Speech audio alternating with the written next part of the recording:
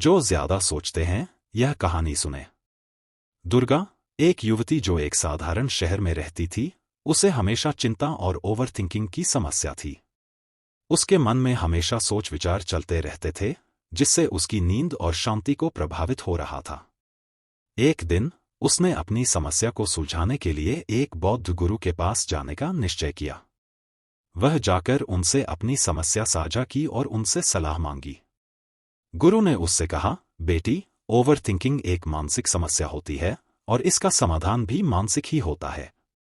मैं तुम्हें एक कथा सुनाता हूं, जिससे तुम्हें समझ आएगा कि ओवरथिंकिंग कैसे रोका जा सकता है। बौद्ध गुरु ने फिर इस कथा का उल्लेख किया।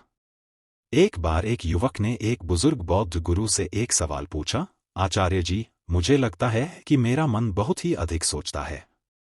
मैं इससे छुटकारा कैसे पा सकता हूं? बौद्ध गुरु ने उससे एक कठिन सवाल पूछा, तुम यहां आने से पहले कभी चिंता नहीं करते थे? युवक ने कहा, नहीं जी, मैं वहां आने से पहले किसी चीज की चिंता नहीं करता था। बौद्ध गुरु ने कहा, तो तुम्हें क्या लगता है कि तुम्हारी चिंता तुम्हें अच्छा बना रही है? युवक को समझ आया कि उसकी चिंता और ओवरथिंकिंग उसे किसी भी तरह से मदद नहीं कर रही थी। उसने अपने विचारों को नियंत्रित करना शुरू किया और अपने जीवन को अधिक खुशहाल बनाने के लिए सकारात्मक कदम उठाए।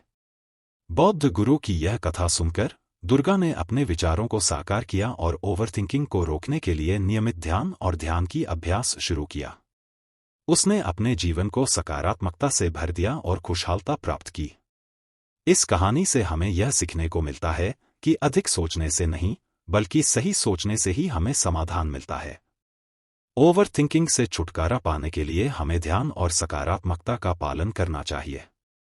अगर आपको हमारा YouTube चैनल पसंद आया है और आप और वीडियोज देखना चाहते हैं, तो कृपया हमारे चैनल को लाइक और सब्सक्राइब करें। इससे हमें पता चलेगा कि आपको हमारा कंटेंट पसंद है और हम आपके लिए और बेहतर वीडियोस बना सकते हैं। सब्सक्राइब करने से आपको हमारी नई वीडियोस की सूचना भी मिलेगी। धन्यवाद।